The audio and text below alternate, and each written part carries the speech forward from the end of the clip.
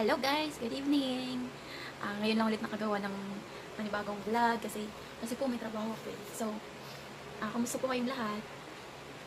Ingat po tayo kahit po yung mga ibang may mga work na stay safe po. Lagi pong magdala ng alcohol tsaka mag-mask para po iwas na din siya para hindi tayo mahawa. Ngayon guys, may hinanda akong try ko lang kasi shoutout po kay Nam, Lustre, kay Madam. Ginagaya ko na siya. Gusto ko pa kasi siyang itry. So, ito po is isang perasong itlog na yung puti lang po, tinanggal ko yung dilaw. Then, isang stick po ng kape. Sabi po kasi, maganda daw siya sa skin, sa mukha. So, try po natin siya kung effective na. So, ito na nga. Oh my God. Ano kaya? Abay, kape na ako. Ang kape.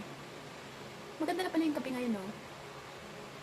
Kasi, hindi lang siya panglaban sa antok. Panglaban na rin siya sa pimples. Sana nga na umipit. Ang update ng aking pimples. Ang dami ko kasing tigyawat. Yung tigyawat ko naman kasi, guys, hindi katulad ng iba na na yung may laman. May nana. Charot. Yung sa akin kasi, laman siya. Parang laman. Laman siya na antigas.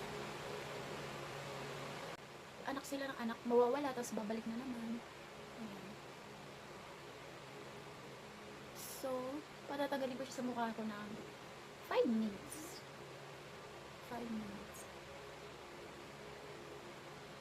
Wala kasi akong ginagamit sa mukha eh. Maliban sa, minsan lang, ang tagal na nga nung ginagamit yung facial, ginagamit ko yung Silka na green. Yung pangtanggal ng alikabok. Kaso hindi ko naman siya nagagamit lagi. Tinatamad ako maglinis ng mukha. kaya siguro yung mga pimples, guys. Tuwang-tuwa na pumermi na lang sa mukha ko. Kasi, ayun na.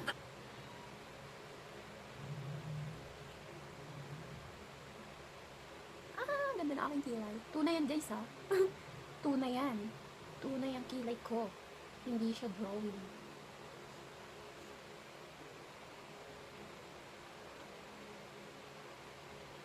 Sana naman umipik. Pwede kaya sa liig to? Pwede ba sa liig? Okay. At tatagalin natin siya sa mukha ng kahit mga 5 minutes. So guys, hugasan na natin. Naramdam ko na yung ano na yun. Ayun, parang ginagawa mo. Diba? Ang tigas na. Ang tigas na ng kape sa pagmumukha ko. So, ayun guys, hugas na.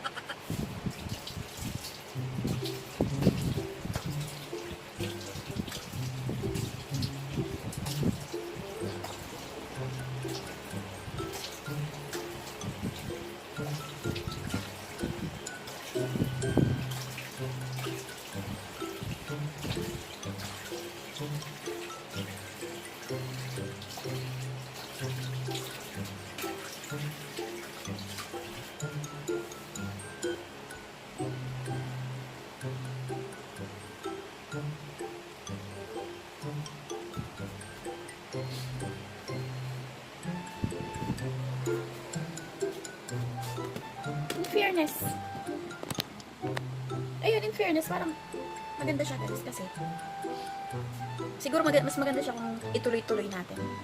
Kasi ayan yung pimples ko. Parang parang pumapasok yung kape at tsaka yung sukal, itlog sa mukha ko. Kasi parang siya, parang ang ganda. Hindi katulad nung sabon lang yung gamit mo. Ganda siya, pero gusto kong ituloy-tuloy gabi-gabi. Kasi para mas maganda yung resulta niya. So guys, try nyo